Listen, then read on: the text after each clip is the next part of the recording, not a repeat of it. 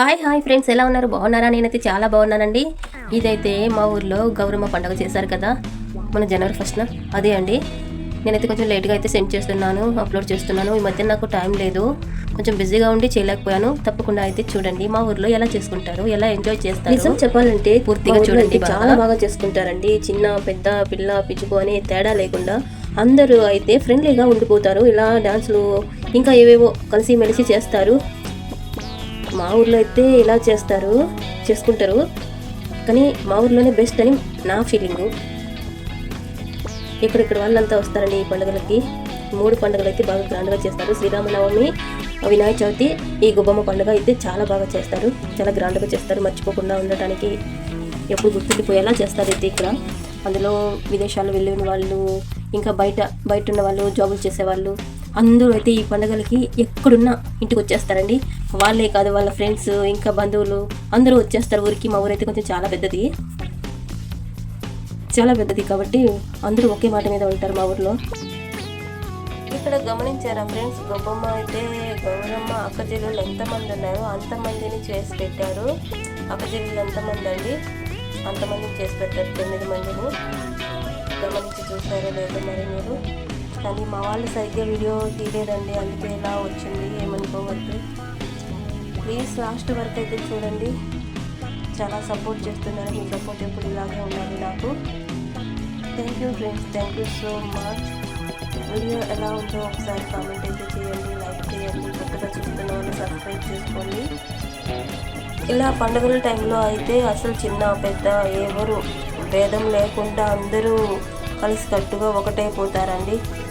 భేదం లేకుండా చిన్నపిల్లలు అని పెద్దవాళ్ళు అని ఇలా ఏం ఉండదు. అందరూ కలిసిపోతారు, ఫ్రెండ్స్ లాగా అయిపోతారు అందరూ. అలాగే మీ ఊర్లో ఎలా చేసుకుంటారు? ఇలాగే చేస్తారా, లేకపోతే ఇంకా గ్రాండ్గా చేస్తారా, లేకపోతే ఎలా చేస్తారో కామెంట్ ద్వారా అయితే నాకు తెలపండి. అలాగే గొబ్బమ్మను అయితే మీరు ఎలా చేస్తారండి, దేంతో చేస్తారు? చాలామంది రకరకాలుగా చేస్తూ ఉంటారు. కానీ మా వాళ్ళు అయితే పసుపుతోనే చేస్తారండి, పసుపుతోనే చేసి పెడతారు. అందులో ఈ గ్రహాలు కూడా ఉన్నాయి. మరి అవి ఎలానో నాకైతే క్లియర్గా తెలీదు. అసలు డ్యాన్స్ చూసారా, మా వాళ్ళు ఎంత బాగా వేస్తున్నారో పాపం. చిన్నపిల్లలు కూడా శారీలు కట్టారు, బాగా ఎంజాయ్ చేస్తున్నారు. కానీ నేనే మిస్ అయిపోయాను, నేనైతే లేను. నేనైతే ఈ పండుగలన్నీ చూసి 10 సంవత్సరాలు అయిపోయిందండి. మళ్ళీ ఇంకెప్పుడు చూస్తానేమో తెలియదు. కానీ నాకైతే టైం సెట్ అవ్వట్లేదు. మాకైతే ఇక్కడ హాలిడేస్ ఓన్లీ జూన్ జూలైలో అయితే ఇస్తారు. ఆ టైంలో పండుగలు ఏమీ ఉండవు. కనీసం వినాయక చవితి అన్నా చూద్దాము అనుకుంటే వినాయక చవితి ఆగస్టు పైగా వస్తుంది. ఆగస్టులో మాకు ఇక్కడ స్కూల్ ఓపెన్ అయిపోతాయి, ఇక్కడికి వచ్చేసేయాలి. అప్పటికి మా హాలిడేస్ అయిపోతాయి. కాబట్టి అందుకు నాకు ఈ పండుగలకి నాకు అస్సలు సెట్ అవ్వలేదు. 10 సంవత్సరాలు అయిపోయింది నేను ఈ పండుగలన్నీ చూసి.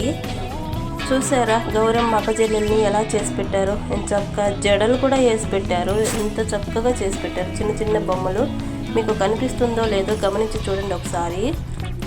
అక్కడ 9 మంది అక్క చెల్లెల్ని చేసి పెట్టారు. మా ఊర్లో అయితే ఎవరైనా వచ్చి పండగ చూసారంటే మళ్ళీ ప్రతి సంవత్సరం రావడానికి ట్రై చేస్తారండి.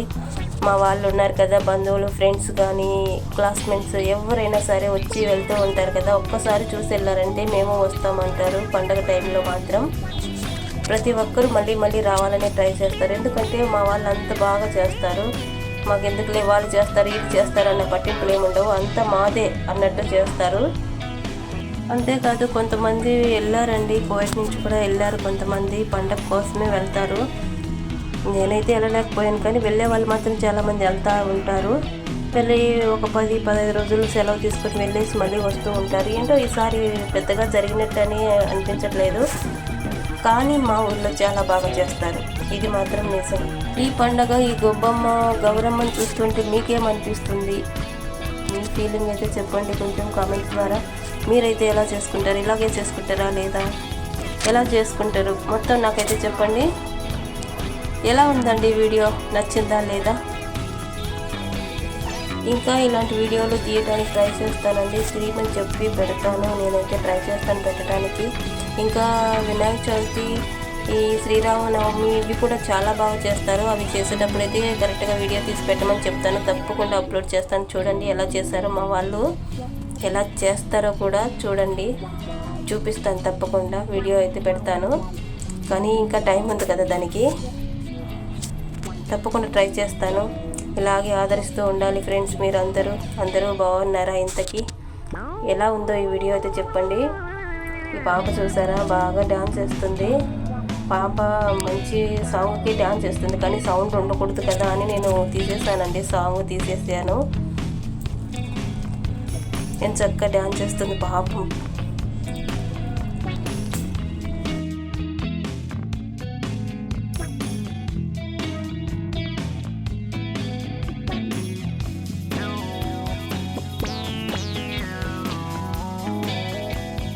బాగా చేస్తుంది కదా.